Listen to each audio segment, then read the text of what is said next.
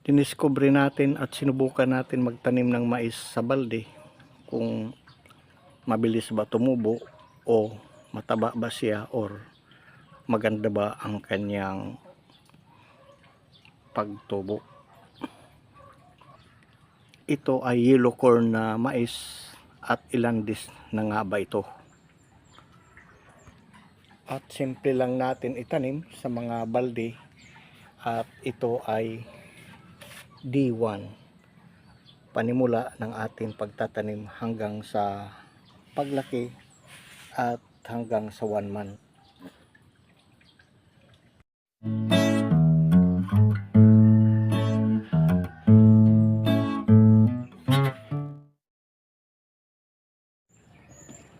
Ito ay yellow corn.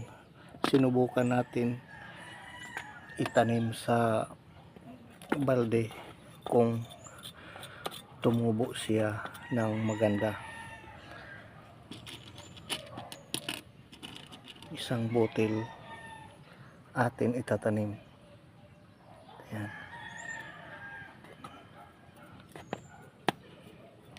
D1.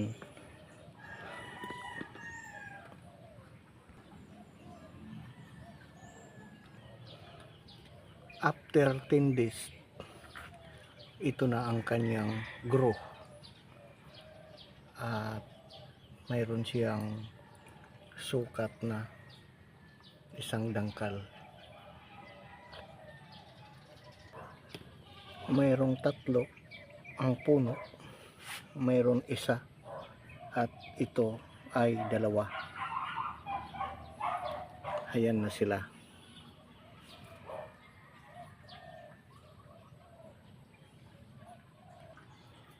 After 1 month, ganito siya kalalaki ang kanyang puno at ang mga dahon.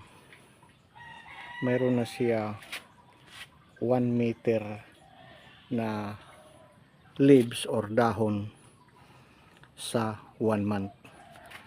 At ito naman at 3 ay hindi po ito sabay sila sa pagtanim.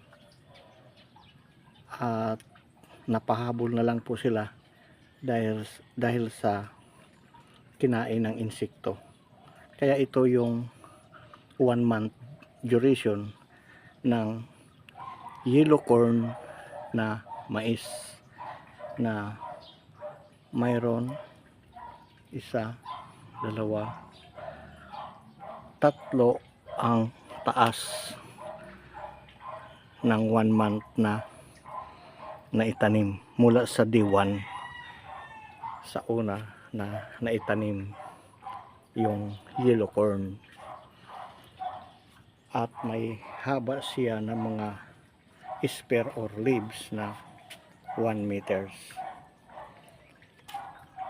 Ayan siya at medyo hindi pa masyado malaki ang puno at mayroon siya 1 inch na lapad ng kanyang puno at mayroon siyang taas na 3 dangkal at mayroon siya dahon na 1 meters. Sa mga nagtatanim po sa atin ngayon discovery planting sa yellow corn ay ito po ang atin ngayon makikita mula sa D1 hanggang 1 buwan. At ito didiscover natin, tinanim dito sa balde kung ano ang epekto sa pananim na mais or yellow corn na atin ngayon na-discover sa pagtatanim.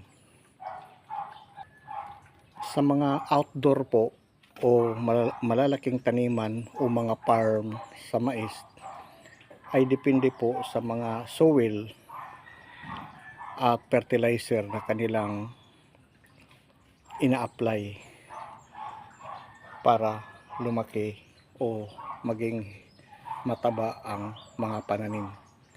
Ang in-apply lang natin dito ay